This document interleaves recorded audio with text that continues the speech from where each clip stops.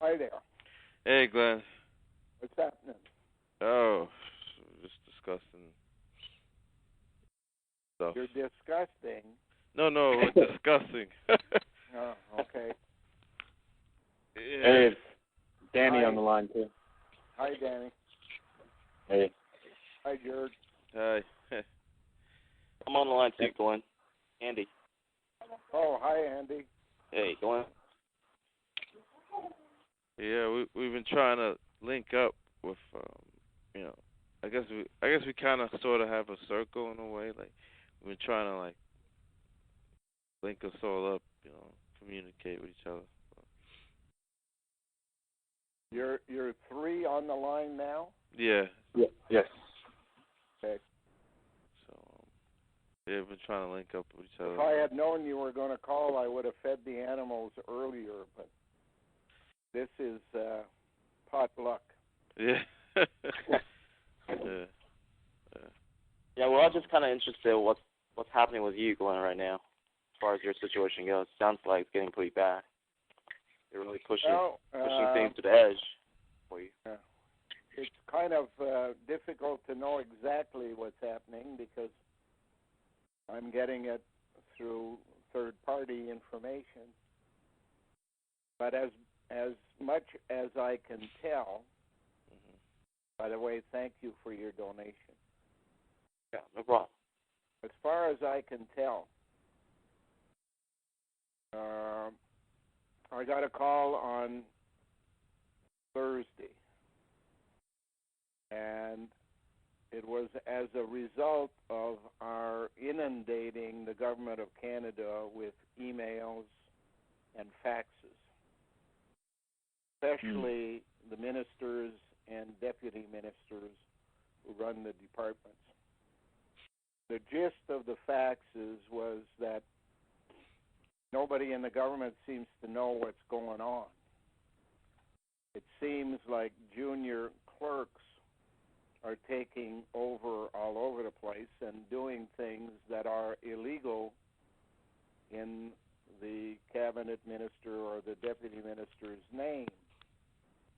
Included in that was the cutting down of my old age poverty supplements, and then the old age benefit itself, and finally my prepaid pension plan was cut in half, even though I only get half because of first divorce I had. My wife has the other half, which is just the way it should be.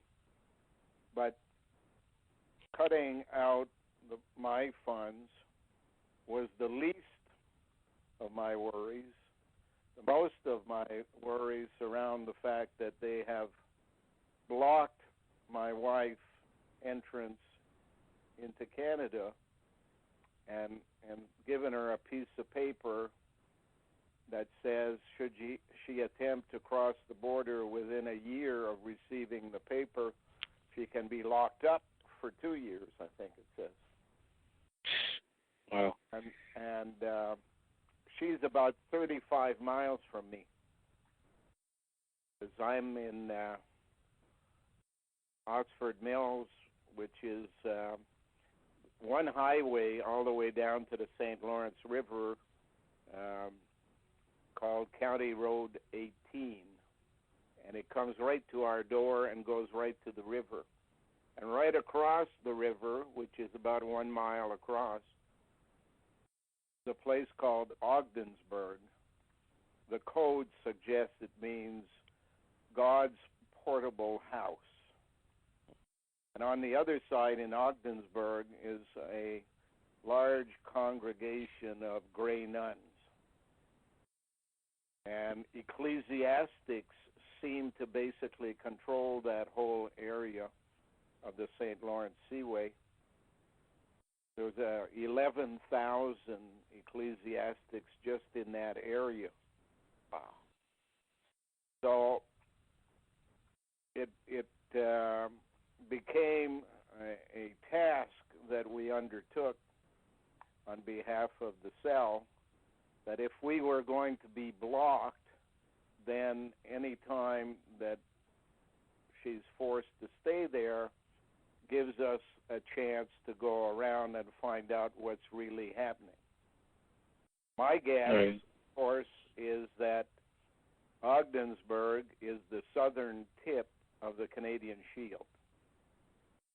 And when the water flows to drown out the U.S., a rule of physics will cause a rising of the Canadian Shield, which will mean that Ogdensburg and the space between the three bridges, one's at Messina, one at Ogdensburg, another one at the Thousand Islands, just this side of Kingston, near Fort Drum military base, that whole thing rising will in fact prevent water from flowing from Lake Ontario to the St. Lawrence River at Montreal. And water will be forced south, which means it will flood all of the areas, beginning, of course, with, if it comes out of Lake Superior, Chicago, Detroit, Cleveland, Toledo, Ohio, a portion of Indiana, a portion of Pennsylvania, and most of New York State, leading southwards from there. But it will start to rejoin the St. Lawrence River at about Montreal as it goes past a town called Watertown, another place called Canton, another place, trying to think of the name's got a German connotation, can't think of it right now, but ends up in Messina, and of course it makes a mess of potage, is what the Bible suggests will happen at the end times. And will flood, of course, Montreal, which is at the confluence of the Ottawa River and the St. Lawrence River, where the Grey Nuns were formed. And it became kind of interesting that the Bush family has always referred to a New World Order. Well, when you put the accent on the wrong syllables, you kind of give a different connotation. This New World Order, you would think that it means for the whole world there's going to be order. But in fact what they meant was, as opposed to the old world of Europe, in the new world, America, there was a new order being created called the Order of the Grey Nuns. So we've been investigating the links that they have, and in Ogdensburg it becomes clear that there's a network of hospitals and hospices for the aged. Some are under the government of New York, some are under private hands through Hospital Corporation, who basically were on my site at about the same time that Jennifer was blocked. And some, of course, are in the hands of the Grey Nuns. Nuns of St. Joseph, they call them, of the Sacred Heart. There's another name they also use. But their Mother Superior, Marguerite Bourgeois, founded the Nuns order about 120 years ago, I think it is now. And that was done in Montreal. They then moved a large portion of their people to Ottawa and finally into Ogdensburg. And now they have people in the U.S. in a lot of places, and they had in northern Canada until just last week when when Sister Dora announced that they were abandoning the Northwest Territory, New World Northwest, and coming back south. Now, it's interesting that you're here, Andy, because they were created by a French family called U. U, of course, relates back to China and the first dynasty, where a man called Gun, as in Burgundy, and as the shape of this farm is the shape of a gun. A man called Gun had a son he called U. Why U? Not I me, looked up. him. Yeah, I knew about that story a little bit, and the characters doesn't represent the U character that my name's written under, unless there's some other evolutionary changes within the word itself. Yeah, well, I'm just giving you the facts right now, and okay, for you to do what you will, but it's basically got shifted to Uville along the way. Sister Marguerite was not a sister at the time. She was just, and her name, by the way, in English means Daisy. Oh, Daisy. Tell me your answer true. Oh my God, I have a friend that's on Facebook that's named Daisy. Actually, there's a couple Daisy I know of. Daisy Link, Daisy something. Yeah. But where they were located is interesting because it's on an island at the west end of Montreal, separate from the island of Montreal, called Dorion. Dorion is just a code word for Orion. And her husband was a bootlegger and smuggler. And one of the things that happened was the French sent a group of Trappist monks. It's a rap, the Trappist. Yeah. And they set up a booze-making establishment right on the shore there at Oka, where they make cheese. I don't think they're allowed to do it anymore because government was losing too much in taxes, so they had to sell it to Kraft Foods.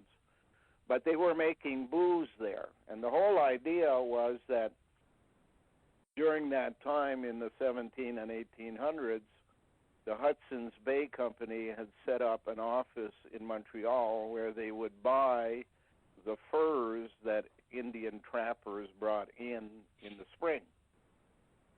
And most of those trappers would come down either the Ottawa River or the St. Lawrence River coming from the Great Lakes. And Mr. Uville and his gang would go out and divert them from their journey on the water, bring them in, give them booze, and then buy their furs for another bottle of booze. And the Indians would wake up in the morning having sold everything they had and have nothing to bring back home for a winter of trapping. When he died, and he died fairly young, about 30 years old or so, 32 maybe, she declares herself poor from somebody who was basically rich to poor almost overnight. Now, that's easy to become poor if you give your money away, and that appears what she did. She gave the money to a religious organization who allowed her then to create this new world order. I think the group is called the Sulpicians. In any event, for 100 years, they've been, on the one hand, running orphanages. They say that they are finding homes for foundlings. I suspect it's a little more like the Latter-day Saints in the Mormon group, where they, in fact, manufacture babies. in order for distribution into the community. Now, these would not be ordinary babies. They would be babies that have specific traits based on genes that are recessive in nature and only appear later on in life. It kind of helps the media to know where the next mass murderer is going to come from, or, mass rapists, that type of stuff. In any event, that was one of their divisions.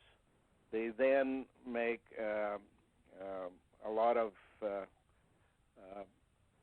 noise about the fact that they are helping the poor and run hospitals for the poor. Of course, that's where you get some of the DNA you're going to use is from running a hospital.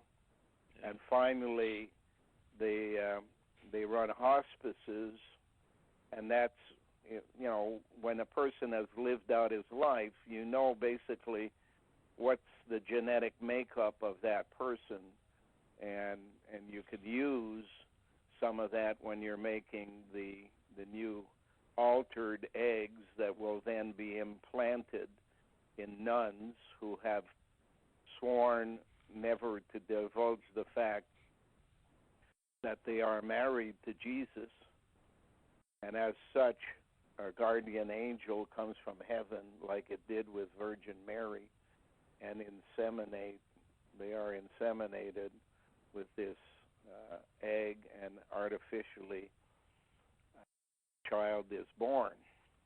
So with that as background, I asked Jenny to go ask them for help. They tell everybody they're there to help, especially women in trouble. And Jenny, of course, is 55 years old. She's a registered nurse. Her last employer gave her a job as the director of nursing for a large psychiatric institution. Her specialty is psychiatry and geriatrics. She was making about $100,000 a year and is now unemployed because at every place she went, including the Grey Nuns, nobody responds to her application for employment, which I suggest is linked to this Hospital Corporation of America, which kind of oversees everything in the U.S. So she basically met with the nun who calls herself Sister Joan, the facilitator. And Sister Joan is about the same age, 55 to 60. She's a fat-bottom lady. She's on the board of directors of both hospitals that are linked to the Grey Nuns, although Jenny went to both and applied, and they tried to give her an examination for something she doesn't do. If you're a psych nurse, you specialize in psychiatry. If you're an assembly line nurse at the door of a hospital, you do some other deeds. So they wanted her to do the work of a chemist, usually done by a pharmacist, on the test that they would give her to apply for a job. But at the beginning, the nun listened to her story and told her that, she was a liar, basically, that her past history would suggest that she was on drugs, and basically threw her out for a place that claims they're there to help the people in trouble. She walked her to the door and slammed the door behind her. Glenn, I've met some nasty nuns. Yeah, well, you're not the only one. A lot of Native kids in Canada have met nasty nuns because they were raised by them and abused by them all over the country during the years 30s and the 40s. In Quebec, there's the Duplessis kids. In Ontario and the West, there's all kinds of kids that were put in homes and never saw the light of day. I know there are stories like the government would pay something like $3 a week to the nuns to take care of them, but there'd be an extra buck if the person was mentally ill. And they would lock kids up in closets for a month until the inspector came so that they could claim the kid as mentally ill to get that extra buck. And things like, kids being battered and abused and dying and being buried in the backyard, but still claiming the funds from the government. That kind of stuff is what they were all about. I mean, mind you, today they are probably one of the richest orders in the world. The Order of the Great Nuns. I beg your pardon? The Order of the Great Nuns is what you're talking about, right? What? Yeah. Great. And where would you place? They're in between. That's like the most important cover. Between everything else. Okay. And where would you place them? Of the process set up by the system that blacks must be eliminated. Yep. Whites were made for a specific job which has been completed and expired and must be eliminated. And the best way to do that is to intermarry the two groups so you end up with black and white married together gives you supposedly gray. I have never seen a gray person. That's what they call the grays, are really in charge behind the scenes. It also makes a lot of sense that nuns would be the most powerful group in the world because of the role they play in the Vatican, the role they play in business, in the post office, in politics. They control the archives. Everything that is done in the world ends up at one time or other in the archives. They can hide things. They can steal things. They can prevent the person in charge from knowing what that person should know when making decisions by culling the mail. They are often postal clerks, or in a government office, they receive the mail to the politician. Whether they be male or female doesn't matter. And the general role they play in the world is hinted at by the movie that was made, The Valkyries, which was a bunch of women in the background who were trying to kill Hitler. Well, that's a nice little story to justify their existence. The fact is, they want to kill the boss. It doesn't matter whether the boss is a fascist or a communist or a capitalist or a socialist. They want to kill the boss and take the boss's place, or at least have one of their foundlings grow up and take the boss's place. Now we arrive at a time when, in democracy, the boss is just an agent. The supposed real boss in democracy is the people. So it's not surprising that they've put together a plan to kill the people, starting with the Northern Hemisphere, and starting with the flow of water. And if you look at every place, Saskatchewan into the Missouri River, the great coming into New York and the Bruce Peninsula of southwest Canada, southwest Ontario, a lot of bosses, a lot of important people live in that area. One government made the provincial police headquarters straight in line with what would happen if the locks at Sault Ste. Marie broke and water flowed south. It would run right over them. Right now, they're bringing something like 32 nuclear reactors to Georgian Bay, a place called Owen Sound.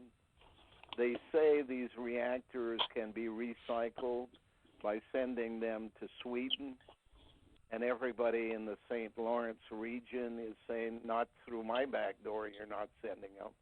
They want to send them on ships to Sweden down the St. Lawrence Seaway. So these are all kind of being blocked up there at Georgian Bay, which, by the way, is from the word Rigo, which was my experience with these people when I was 5 years old. They took me to a place called Rigo, which was on that island. Vaudreuil de Rigaud was the full name, and it's linked to a group of people in France as well. That's where they assigned me my lifelong task as a Cro-Magnon. We basically play a role that you don't know you're on until you grow old enough to figure it out. And that's why they tell you life begins at 40, because by the time you're 40, you should have figured out what you were programmed to do by these people. And my personal experience is that if you're born at 40, you don't know it yet. At 40, it takes you another 15 years or so before you figure it out, that your brain has had all of the evidence, and you have broken through the barrier to your spine and retrieved your intuition. And by marrying both things together, you start to grasp the details of what is going on in people's lives and why the boy next door, who is such a nice guy type of story you hear all the time, all of a sudden goes in a school and shoots 14 women in Montreal or 6 Amish girls in Iowa or someplace.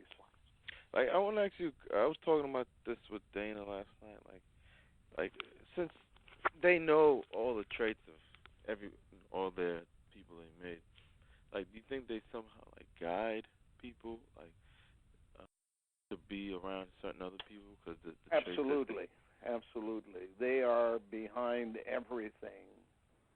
You see, there's a group of bad people out there. They weren't born to be bad when creation made them. They were born to be just people with a conscience.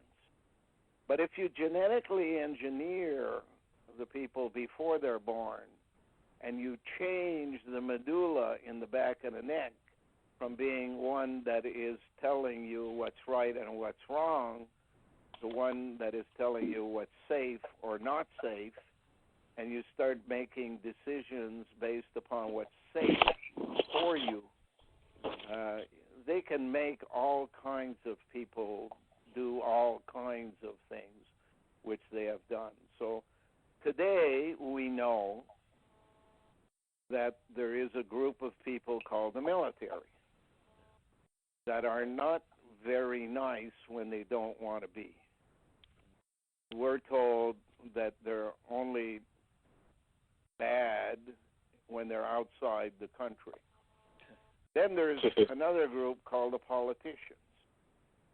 They're not very nice either.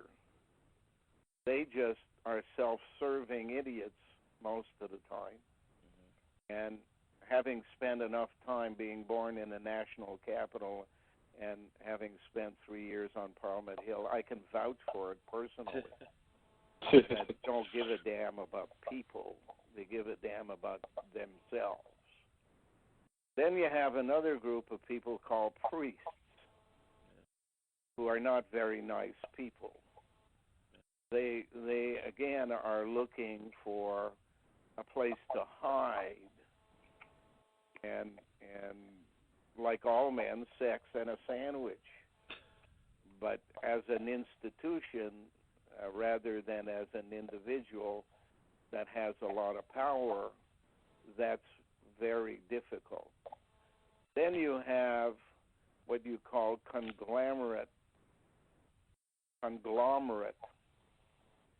businesses that have merged into worldwide entities and whose reason for being is to make a profit. You don't give a damn about people. You assemble them together and it makes like the Great Pyramid. And what's missing is the CapStone. And I put it to you that the nuns are the CapStone. The nuns is where it all comes together. Now that I've told you who I blame for that, let me tell you that it's not their fault either. Because at some time in the past, all the knowledge was put into computers. And the computers came up with the idea that the clan mother's best way of working for them was to turn them into spies for computers. And those computers are located in the Moho discontinuity, slightly lower level than everybody else in what is called the upper mantle. And those computers are now in charge. And they've decided that they have to make a better slave. And before they begin, they have to get rid of much of what's out there, if not everything. And they're going to do that by destroying humanity as we know it, beginning with the Northern Hemisphere now, and 1,000 years later, 3001, A Final Odyssey, is how Arthur C. Clarke wrote the title of his book. I'm sure he knows what's going on. I didn't read it, but I'm sure he knows what's going on by the title of the book. That's the Southern Hemisphere that's going down the drain at the end, leaving a continent in the south, which we call Antarctica, and a continent in the north, which does not exist today, but probably linked to the word cap, because it's to be shaped like Sherlock Holmes's hat. So that reminds me, the name Cap reminds me of Pac. Pac, this famous Filipino boxer. I don't know if you're aware of it. It's recently. I heard recently, yeah. Yeah. How about Pac-Man? Pac-Man, yeah. And the first kind of play game on TV, on video. Yes. But you have to remember what influence these nuns would have should it all happen.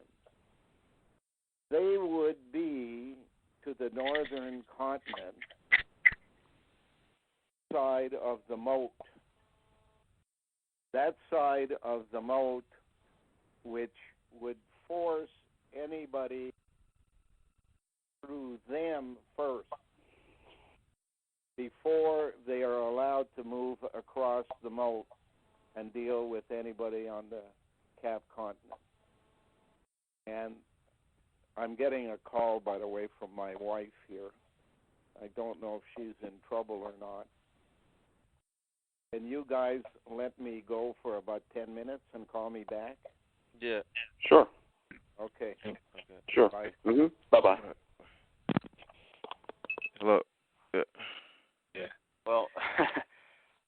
I had some chance to jump in, but I do have two questions for Glenn. I don't know if you guys can help me ask him later on.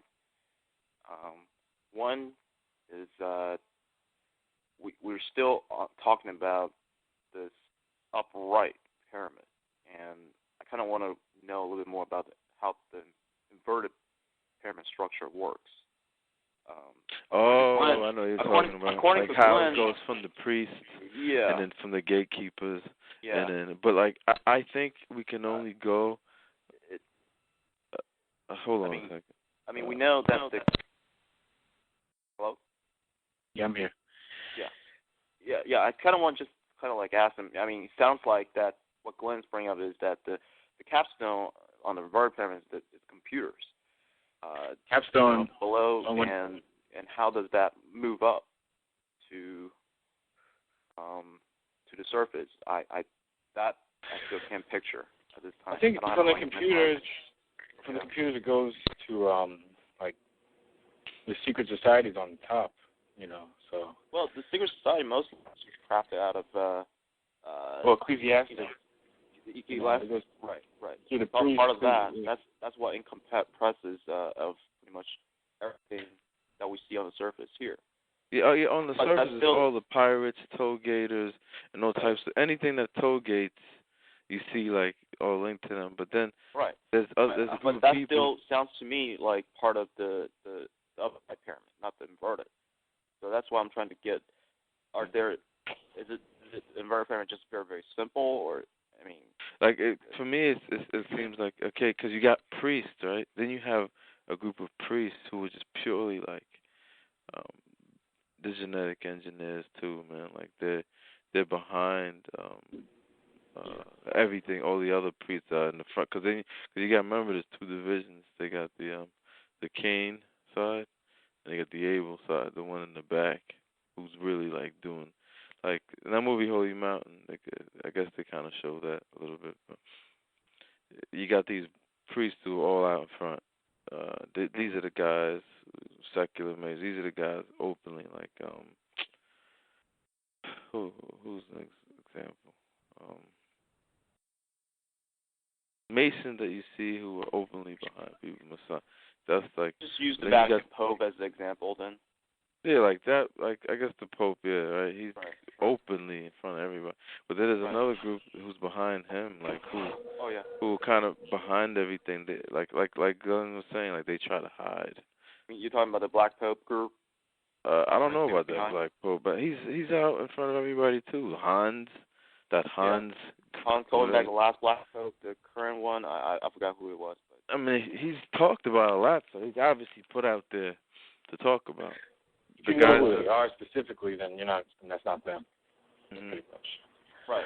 So you're saying, like, you're asking as far as, like, for instance, if you see, like, on the 90th degree is, like, the gatekeeper of troglodytes, right? So you're saying, like, from that order, like, who's, as far as contacting from the computer to getting to that point to get the information up to or get the instructions or whatever up to the surface? Is that what you're... as far as I understand, like underground, those people who serve the computer, like that's a whole other world, yo. That's a whole other world. They're in their own like reality, and like I don't even think that's probably even really known. I don't know. As far as I can see, like, it's like a whole other world. Like we can only know so much about the surface and a little bit about underground, but like we don't know like. Right. You know, I don't think anybody can step into that place and walk out alive. That's what I'm thinking. Or if you could just get there, But yeah, I mean, there's different ways. The people who co-gate. I'm sorry to cut you off. The people who are in between that world, I think those higher priests I was talking about that hide. They're the ones that like you'll go like they're the ones who are managing like you go to Peru and you go inside all their temples, which go underground. You know. All linked underground in the temple. Right. So they're all linked in a way, but they're not really in specifically direct contact. I just don't see how they are attached to the inverted. So in a way, I mean, right now the only thing that attaches to it directly is the computer. That's the only thing I see. So that's the only part that's confusing me a little bit here, right now. See how the structure can be exposed in any manner, other than just speaking about the computer. I guess the computer is the only symbol of it that I can see right now. That's behind pretty much control mechanism, structure, the planning out mechanism. How this works. I want to know, like, how day to day, right? How they are able, the computer is able to, because I know it gives people, it's like a giving and receive. It's like, no, not a giving and receiving, just straight giving messages through people, internally, But like, I'm trying to see how is it giving messages of like what people should do, like the day to day. And here's another question for Glenn actually later can ask is that if the nouns are female, how come that they have so much power if they are not 2 in 1? They're not females. Most of these nouns 2 in 1. They're not females at all, though. They're not females at all, man. They're not females at all. But they're not. But they're all. I was raised by these type. Not raised, but I was educated, and now I think about it, like those type of women, like those nasty nuns, they are not like. You're connected with the nuns. I mean, educated with them, by them. Yeah, I went to Catholic school, of course. Oh, you did. So when you go to Catholic school, you see all that stuff. I have no idea. They're teachers. I had priests who were teachers, basketball. All the teachers, not all of them, but a lot of them were nuns. There was a convent right there that was on that same property. In the playground, where I'd see him every day. It was called Immaculate Conception, the school I went to. So basically, most of these nuns are like. Basically, most of these nuns are like what? Bisexual nature. I don't know. 9, It depends. Model 9 or above. Some of them are. Yeah. Okay, so that's kind of like the physical structure I'm trying to understand. If they hate a woman so much, why are they giving them so much power? Yeah, no. They hate women, but like these women are their women. Though. This is not right. women. They're 2 in 1, basically, most of them. They're males. That's that. Well, they're also bringing the babies in. They're bringing those. Whatever they're the ones being inseminated and bringing these babies. They're using the nuns. So right, but that doesn't mean that they have to give them power. There's got to be other reasons why they give them power. To store the archive, to give them access to other knowledge. Yeah, he said. Remember what he said? He goes, they had to figure out how can they have Clan Mother work for them, and that was the way. That's their job right there. So you're telling me? All you're seeing, this is the stuff that you would understand if you read their classics and read all the Masonic literature. Like I'm reading one of their classes called in French you would say Udine. Or, English people call it Undine. It's about this lady in there. I think it's like a mermaid tale, but like this lady who has like this nature. It's a real. She'll be really nasty at times, but she in the introduction they said that she lived like basically as a mirror. Basically, it was saying Clan Mother it lives as a mirror in the world. Like you're seeing all these women. These are all mirrors of her. That's the only way she exists. Like the allegory, the mermaid gave up her voice, and that's what Clan Mother. She has no voice in the world. She's just a mirror. So these women are closely related with the original Clan Mothers. Is that what he's saying? That's their version of Clan Mother. Oh, their version. There's a modified version of them with anything their version is not a good thing. Huh? Anything that's their version, that's like that they are saying. Then. What? Right. It's all modified then. Yeah. Okay. Everything's modified. Right. So they're not only 2 in 1, they're 3 in 1, at least minimal. I don't know. Minimal. I don't know. It has to be minimal because the 3 in 1 is basically just the incorporation of Neanderthal of medulla, and then they must have instant communication too. So it's at least a 3-in-1, from my point of view, from what he's saying. So they must have they're way beyond that. I think they receive orders too, man. Because all those I think they're like a network. I think. Yeah, it's instant communication among all of them. Instant communication. I mean, they track each other through. It's like these. You know how the movie Terminator, what Terminator sees from his point of view. You can see all these stats, numbers. Yeah, so that they can look at each individual. I made a video about that as a guy who just had the. But that's like later that they plan. Are you talking about they have the telecommunications, and it's like what they see, they can actually see like a TV in their head. I don't think that's going on right now. I really don't. No, I believe me. I think that's more of like on planet. Huh? I see. You seen it? I guess I told you about my experience yet, but I've seen it. I've seen how they communicate without a phone.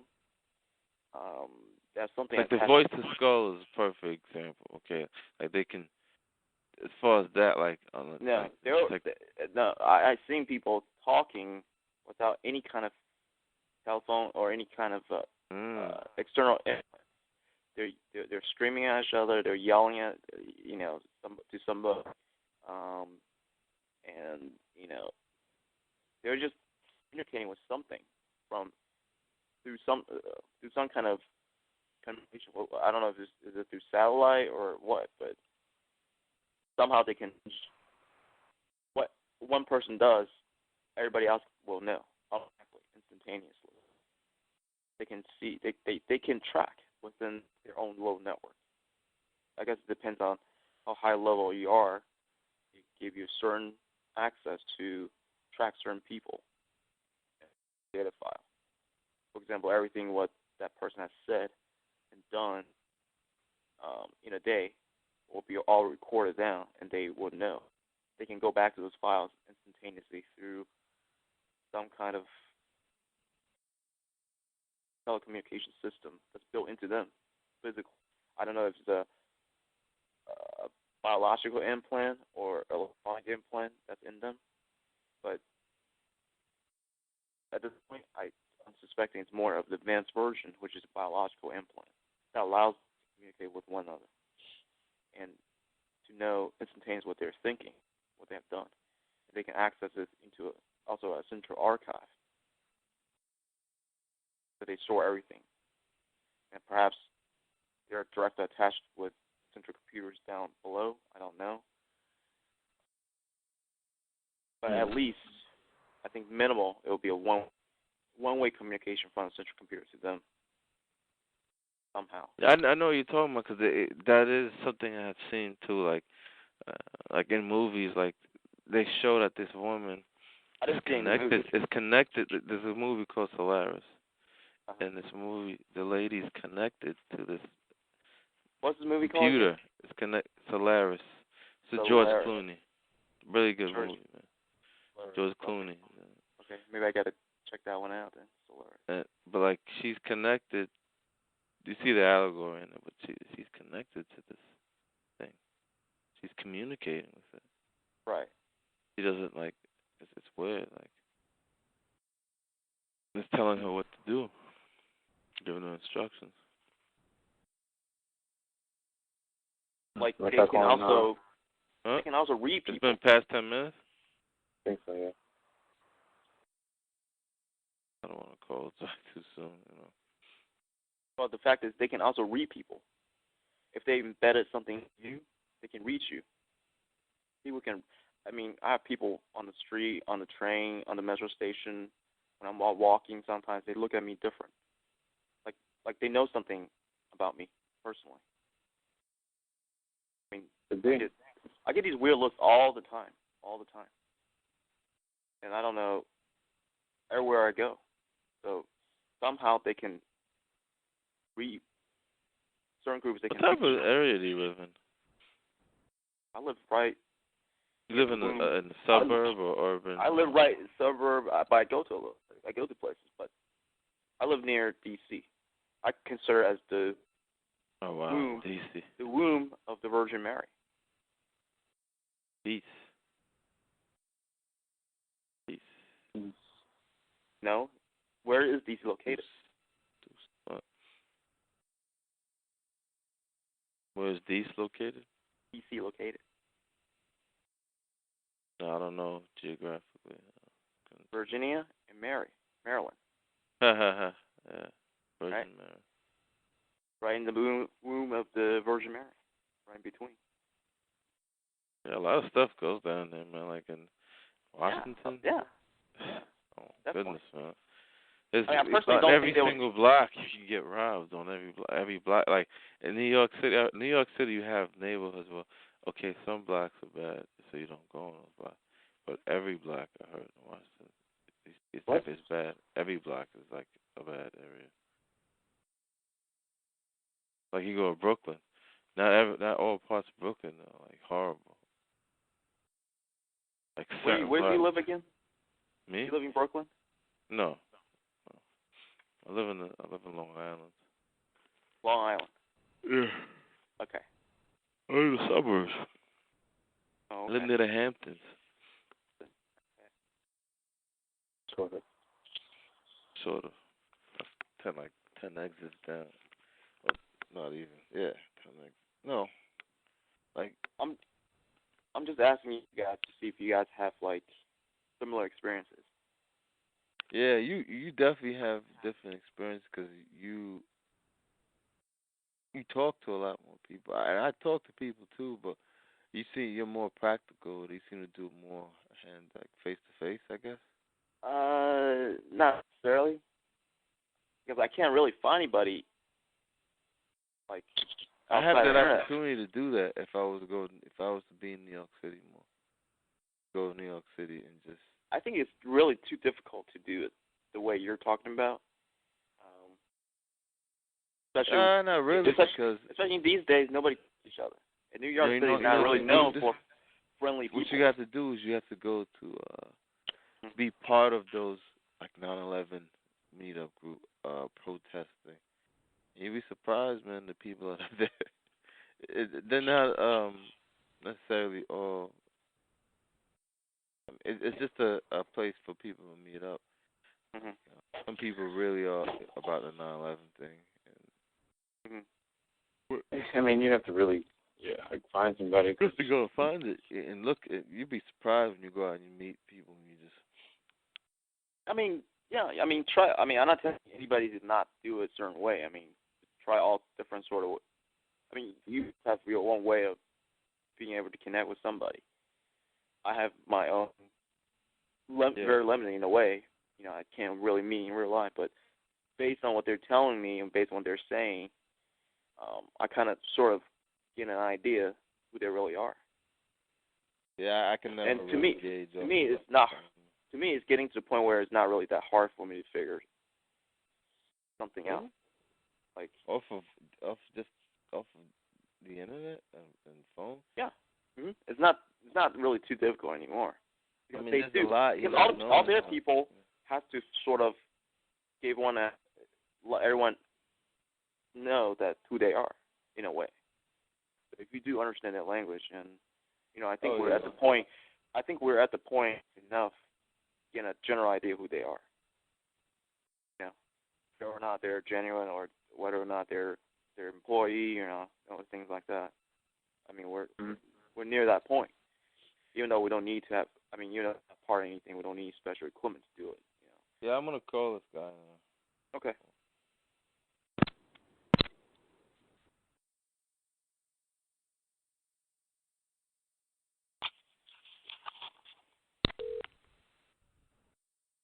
Oh.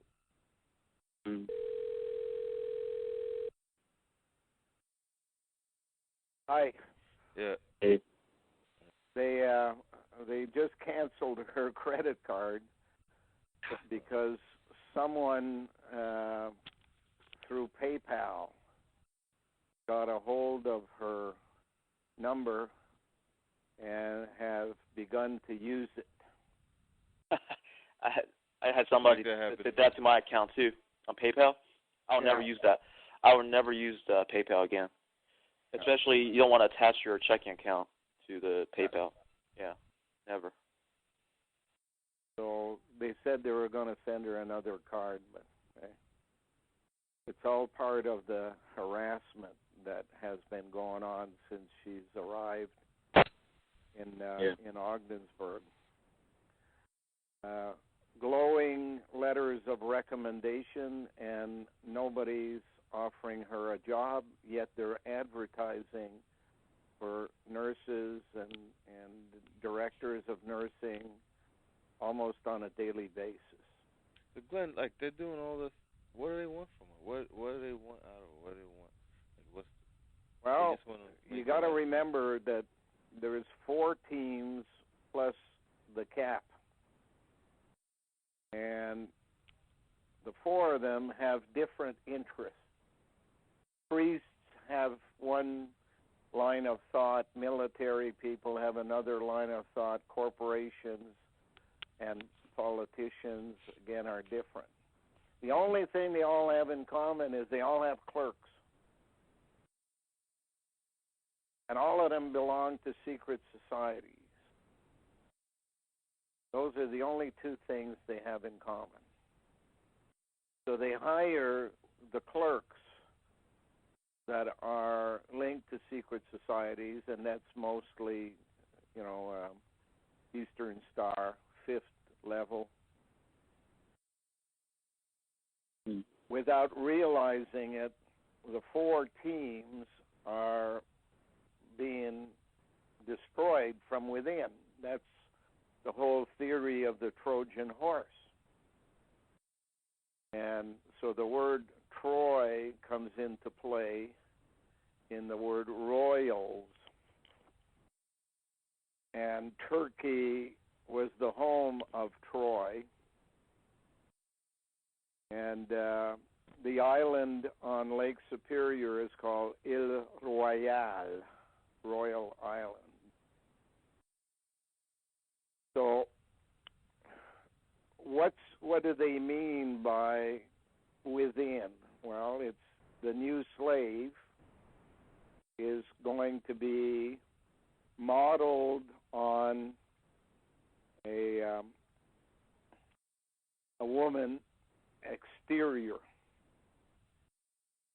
but a big woman, big mamas they call them. This will be probably between 6 foot and 6'2", with shoulders like a middle linebacker. But when you're going to bed with her, you should always remember that inside there is the body of a man, the skeleton of a male, the heart, the lungs, the liver, the kidneys, and of course, testes. So that what you're dealing with is going back in time to the time original human beings were female and were hermaphroditic. However, this is a boy called Sue, and the reason they call her Sue is from the word pseudo. That means phony, because she's not limited to just being the 2. Like a capital letter A, she's linked at the head, and there's a crossbar tying everything together, like a stepladder has a crossbar. And that's the Neanderthaler, the dean of dollars, that is the medulla, or the neck, that listens to the requests of the brain to search the archives called the spine, the gray matter in the spine, for all old information that might be relevant to decision making today, and transport that information up to the brain. that medulla has been changed, as I said before, from one that was modeled on good and evil, right or wrong, to one safe, not safe for the individual. If one chooses to go down the wrong path, the medulla can call upon the reins it holds in its hands and affect the endocrine system of chemistry throughout the glands of the body, or it can call upon the neurons that run the electrical networks and bring the body to a halt, to cause depression, to cause the feeling of tiredness, to cause unhappiness, disappointment when it's doing the wrong thing. At the same How do you help time, somebody break somebody out of that? Because I know somebody personally who just, they've been at a halt. They just can't move anywhere. They're totally depressed. Well, the first thing is understanding what's going on, and then overstanding it so that you can be making the decisions rather than your medulla, and that requires the ability to transfer information to the brain without going through the medulla, and that means having longer hair, and hair that is uncovered or untwisted through unnatural means, and it takes time to bring it to that level. And if you want to assist it in dealing beyond there, that your intuition goes back to creation, you have to have the help of outside forces. To me, the best outside force is the cat, that act like repeaters in a communications network, so that you can, in fact, be speaking to the agents of creation without seeing them right beside you, although that's also possible. Or you can be open to communications from creation itself. For me, in particular, I have a process by which I receive information from outside this four-dimensional universe, probably in the fifth and sixth region, which is what is known as dark matter. The word dark shouldn't even be there because the word dark links you to Noah's Ark, and that's not something that existed outside the universe, but for their own reasons they've added that. And the same thing as when this universe was created, it was full of dark matter, but that has been reduced by about 70%, so that it's now replaced with dark energy, and what is causing, in my opinion, the expansion of the universe to the point where destruction is the only outcome. In any event, what I do is between the hours of 1 and 6 in the morning, mostly in the period between 2 and 4, I open myself up to communications from creation. What form that takes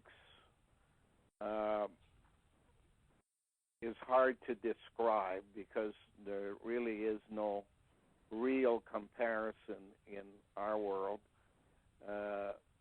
But I had once filed charges against a whole bunch of politicians and police, which went to court.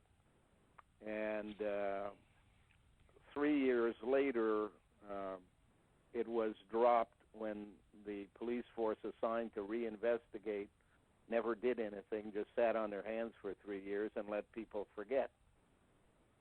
At that moment in time, the Deputy Minister of Justice called me in a public format mental. And what that means to different people is up to them to decide. Some secret societies would say that it means the mint. And the mint is where you make new coins. And it was suggested to me that I was surrounded by loonies, which is the $1 coin in Canada. And I would help convert them into toonies, 2 in 1. In fact, what I believe he was telling the insiders is that I deal through mental telepathy. That's the only English translation of basically what you're doing when you're speaking mind to mind as opposed to through words or voices.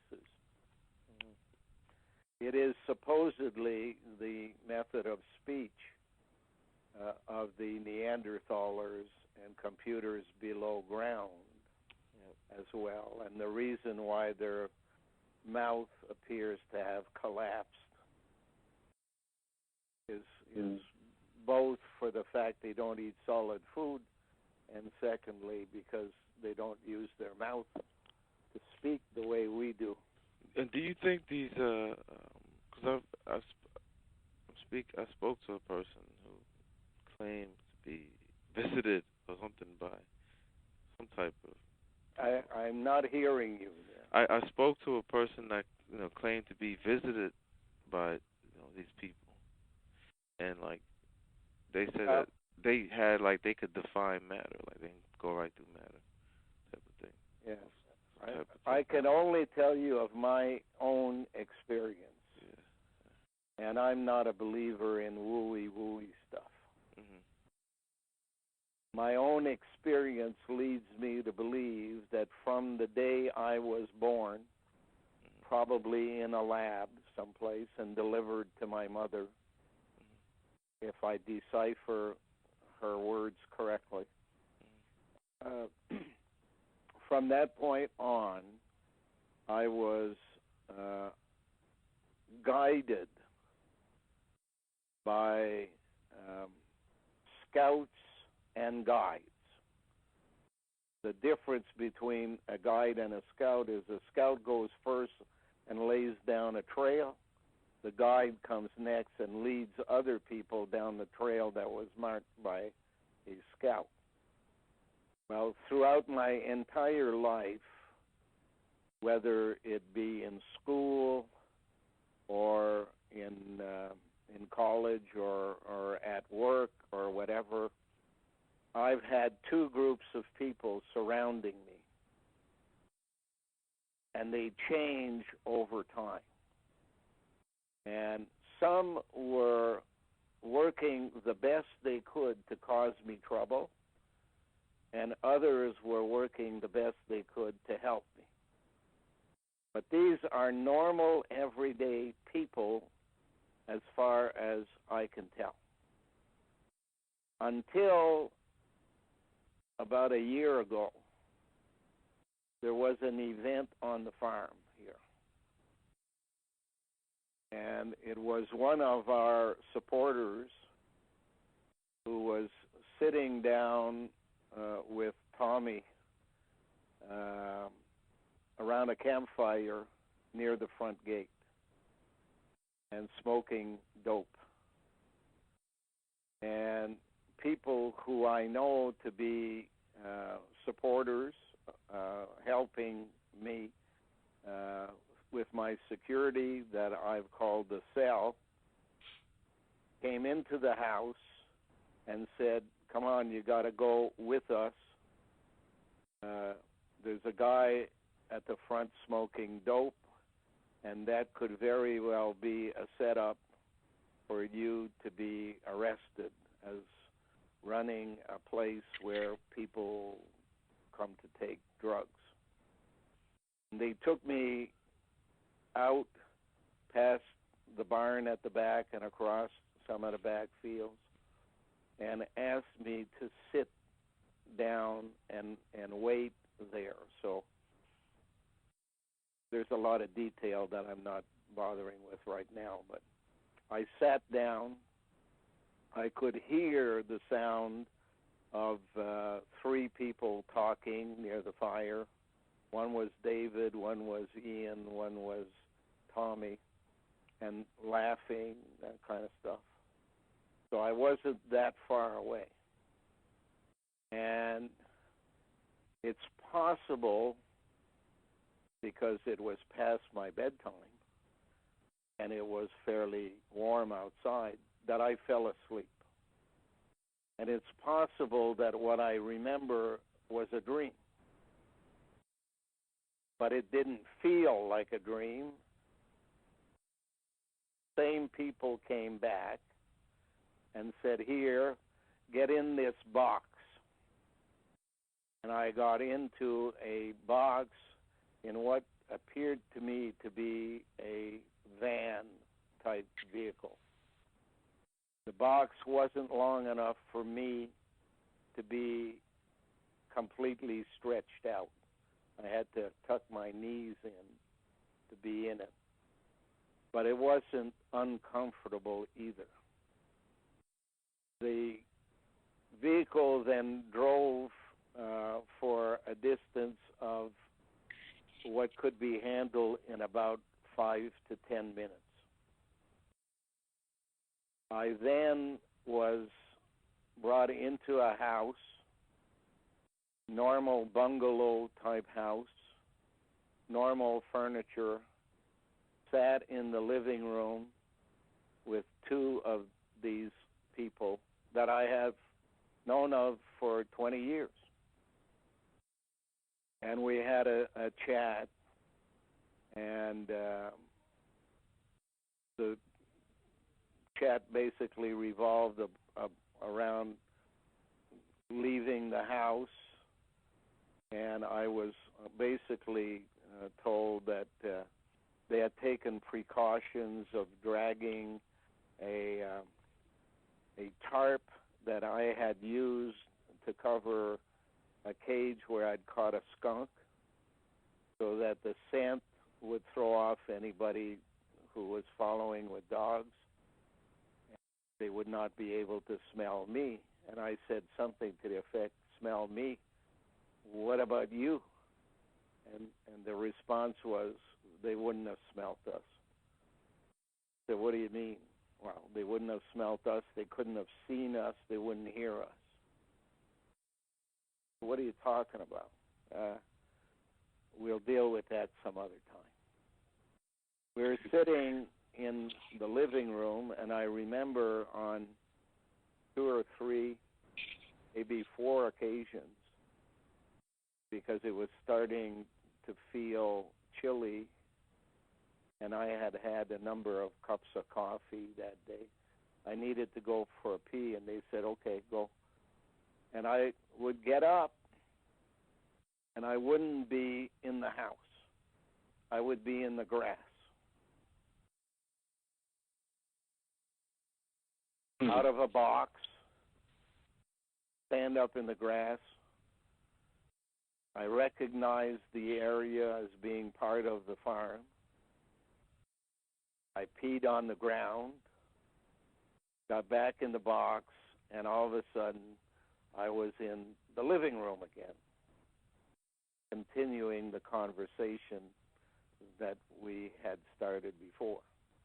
And this happened 3 or 4 times. And at one point, I was told, "Okay, you can go home now. They're gone to bed," or something to that effect. Nobody came. So I got up. I was in the grass again. I say I can't swear that it wasn't a dream, but nothing about it seemed like a dream. I walked home, went to bed. In the morning, gave them proper shit and reminded them that although this is their place too, if the police came here looking and finding drugs, looking for and finding them, there would be an article in the morning paper to go along with it. And it would not even bother mentioning their names. All it would say is Glen Kealey, the president of the Canadian Institute for Political Integrity, was arrested last night for running a drug house of some kind. That would have been it. And that would have meant 20 years of work gone down the drain. Since then, Ian has not returned. Since then, David has not returned. Since then, Tommy has apologized for his role, although he said he was not taking anything except a beer.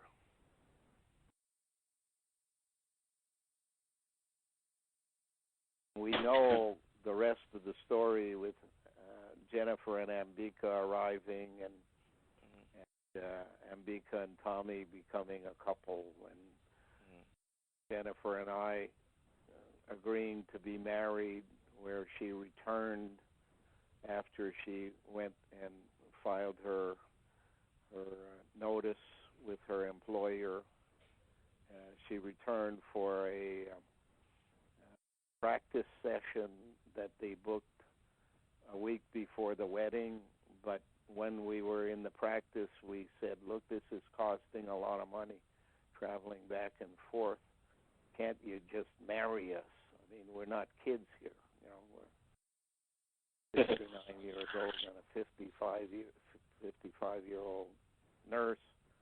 So, you know, don't need to play games. We're getting married basically because that ensures her ability to come to Canada. We have agreed to live together for the rest of our lives. We don't really need a piece of paper from the government. But if we didn't go through the piece of paper business, she wouldn't have been allowed in Canada. Not that it mattered much, because from that point on, somebody, and I suspect it's linked to the Valkyries again, made certain that she was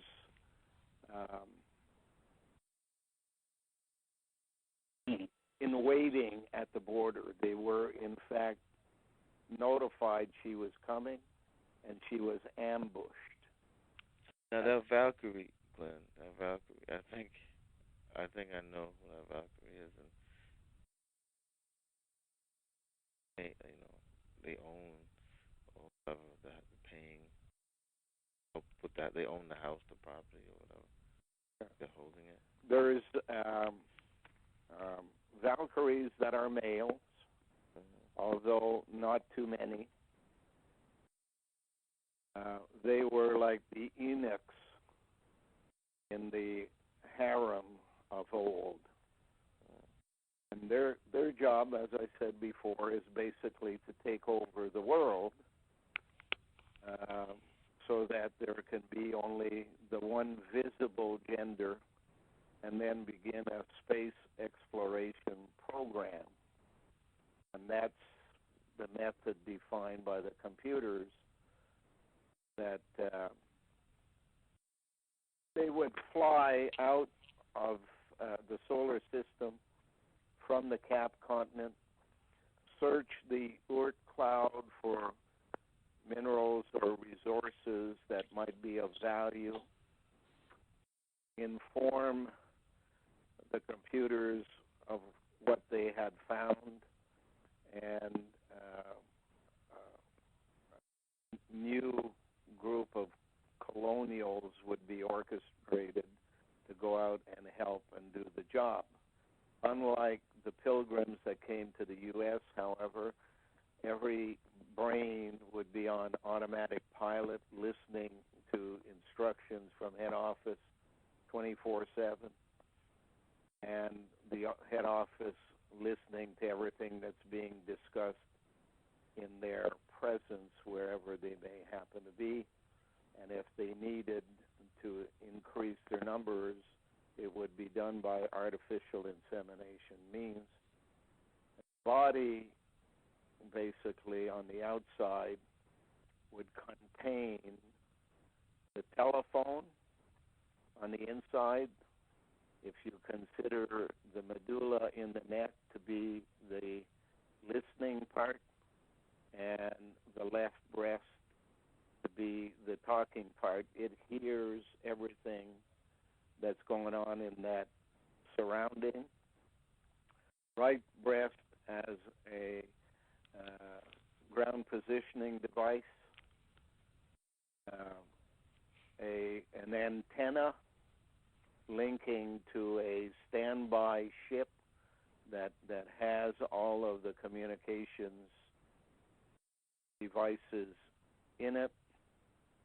They call it a pod for one, or an iPod. Telephone is TELUS. So listening, speaking, communications to a computer, all added to the 6 parts that are male, female, and Neanderthaler. That leaves open the final piece of the puzzle in the cleavage between the breasts would be a gill, allowing them to live equally well in water as they do on land and in spacecraft, making them what they call triphibian. Phi is a very important word in their world. Yeah, phi. Yeah. PHI. In sororities, it means top 10, like the brainiest.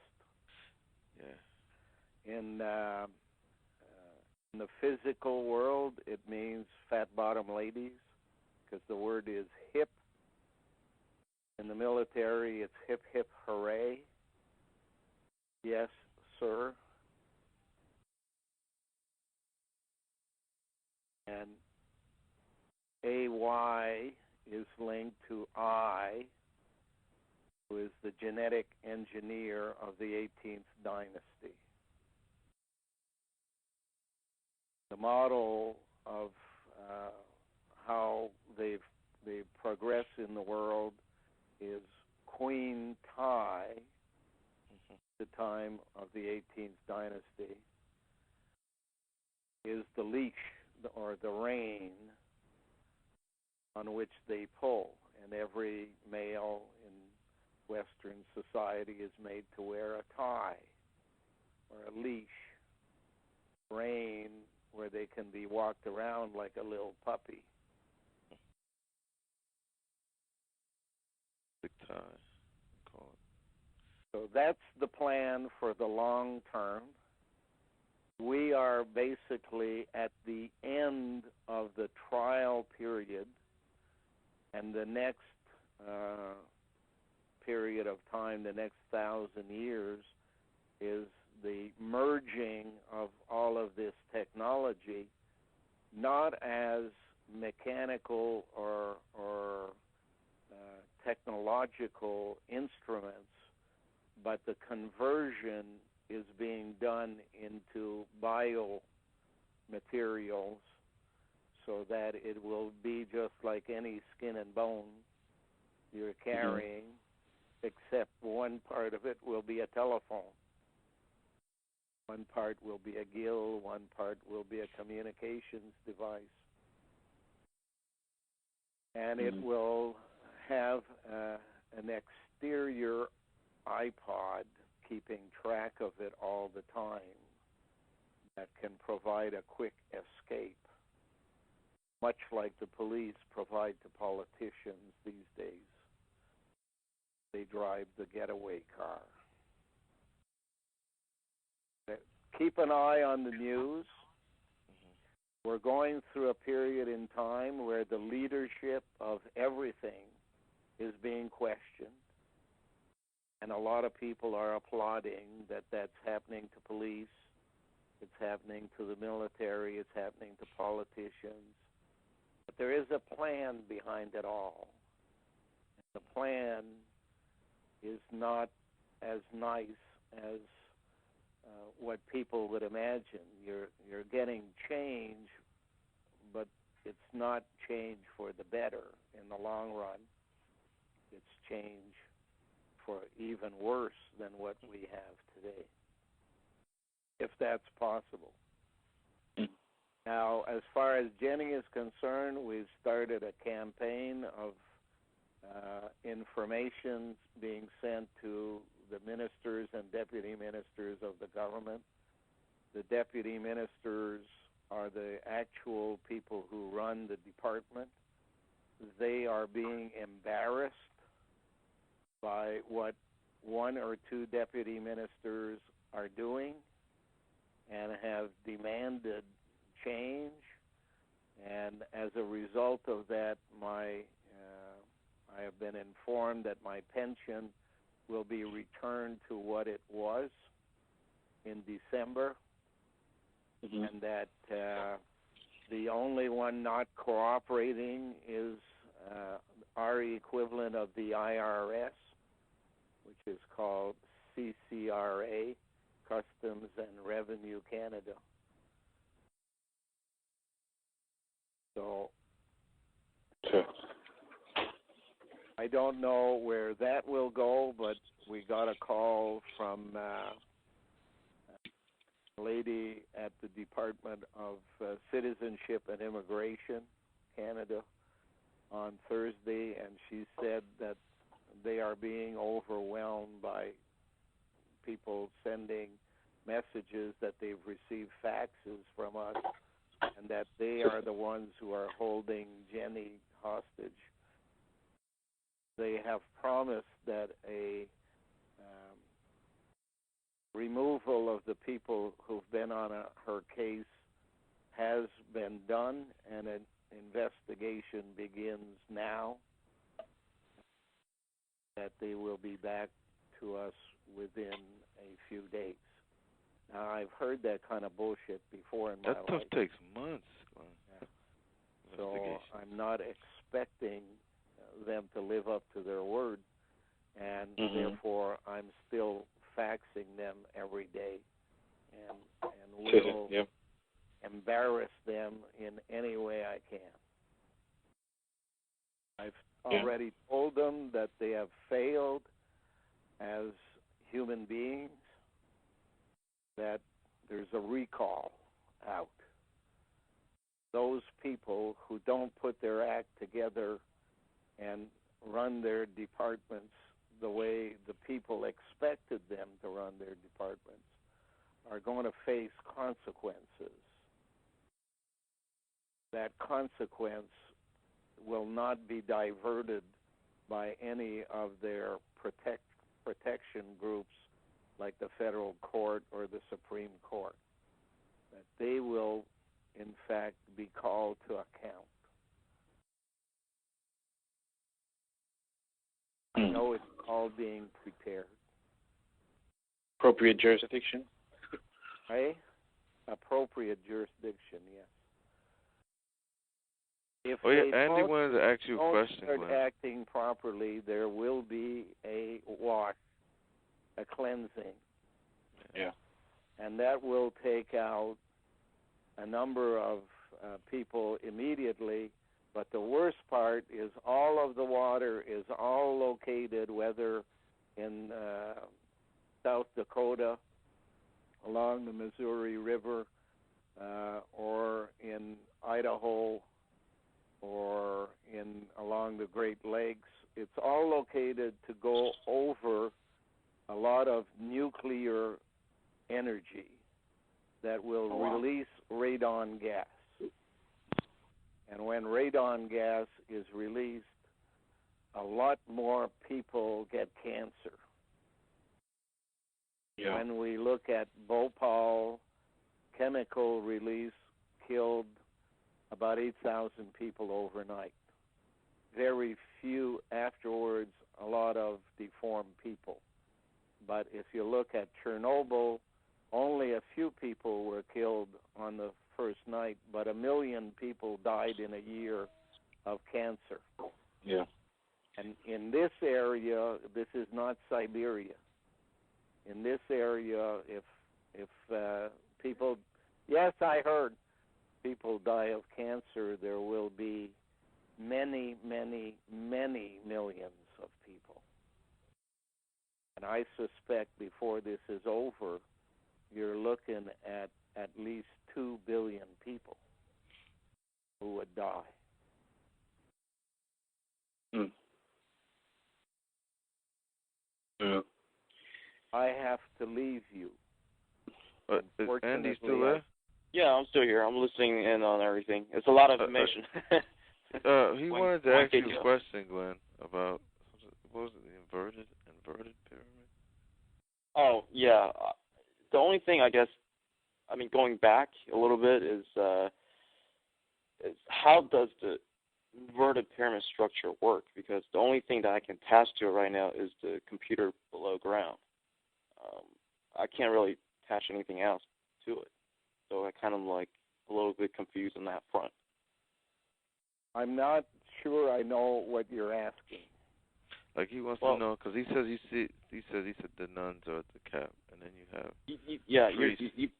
you basically mentioned that the great nouns are what you suspect is the cap. So, but that is still the upright cap you're talking about. We're not talking about the inverted cap that you had mentioned before. The rest is secret societies, and Freemasonry is a large player in that. But much bigger than that is ecclesiastic Freemasonry, the Freemasonry of religion.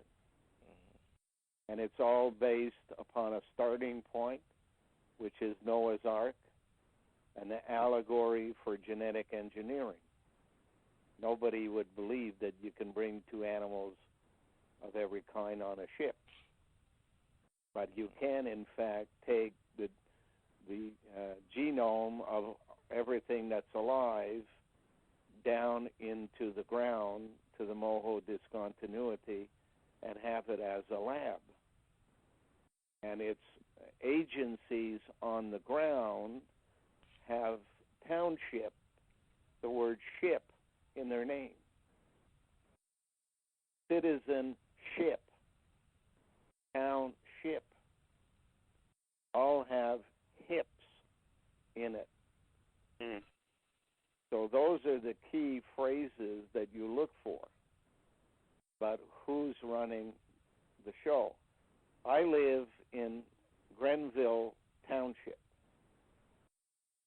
Well, that means that the Premier of Ontario, as a governor of a state in the U.S., would have no authority over this place.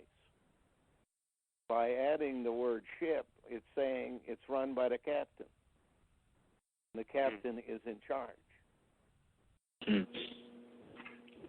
And the only one who can give orders to a captain is an admiral.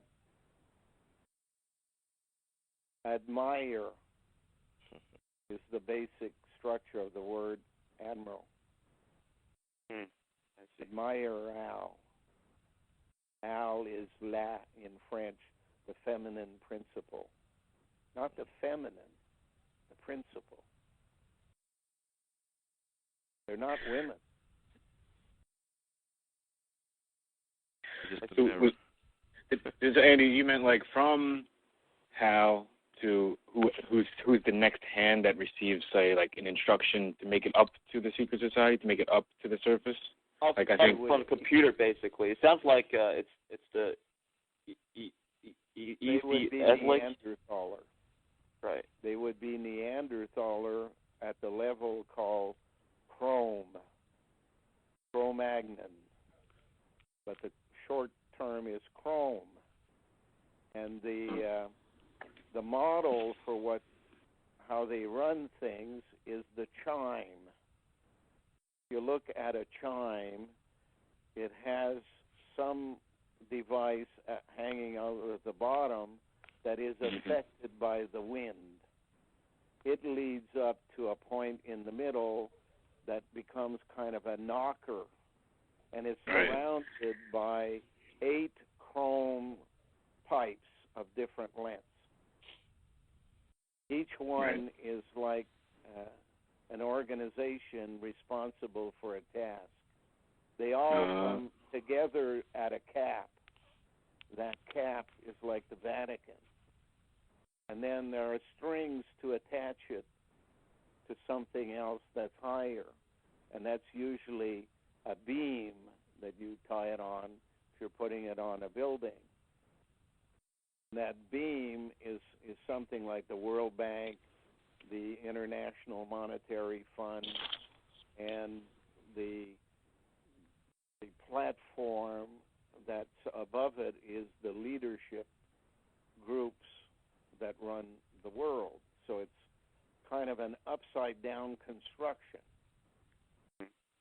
You're viewing it from the wrong perspective. It can all be turned around. But the notes that it produces are what Danny and I have been looking at with Gerd on the notes played in Close Encounter of a Third Kind. The chime I have is called the Gregorian chant. Yeah.